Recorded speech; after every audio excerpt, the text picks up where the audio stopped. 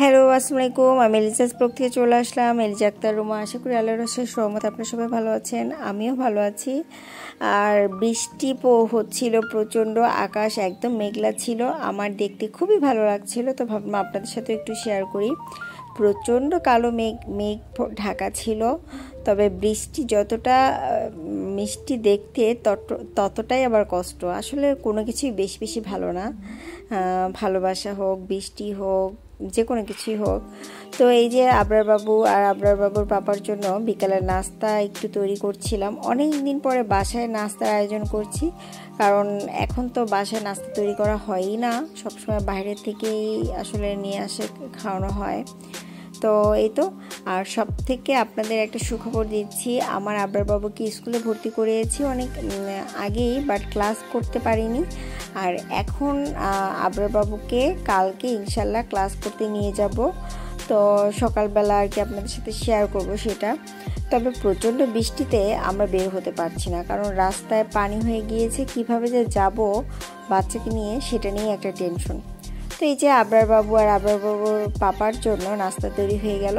আবরার বাবুর জন্য স্টার আর চিংড়ি মাছের যে শেপটা ওইটা, আর আবরার বাবুর পাপার জন্য একদম নাগেসটা যেরকম থাকে সেরকমই ভেজে দিলাম। আর এদিকে মুরগি মাংস রান্না করেছিলাম। আর হচ্ছে সবথেকে মজার যে খাবারটা, সেটা হচ্ছে পাবদা মাছের তরকারি। এটা কিন্তু আবরারের পাপা রান্না করেছে সম্পূর্ণ। আমি ওয়াশ করে দিয়েছি, সব কিছু করে দিয়েছি, বাট রান্নাটা সে করেছে। আমি আসলে ক্লিন করে গোছলে চলে যাই, এসে দেখি সে রান্না করছে। মানে আমি অনেক হ্যাপি। যাই হোক, এটা হচ্ছে পুঁই শাক দিয়ে ডাল রান্না। এই তো টুকটাক আমাদের রান্না বান্না।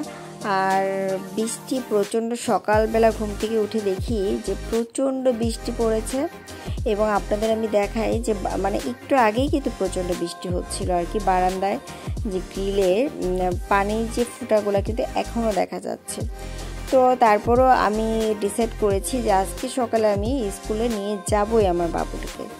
তো আবরার বাবুর আবার স্কুলের ড্রেস তৈরি হয়নি, তো আজকে এটা বাসার যে নর্মাল ড্রেসগুলো সেগুলো পরিয়ে নিয়ে যাচ্ছি ইনশাল্লাহ। বলে আজকে নিয়ে আসবো ড্রেস আসার সময়, কালকে থেকে হয়তো বা স্কুলের ড্রেস পরে যেতে পারবে।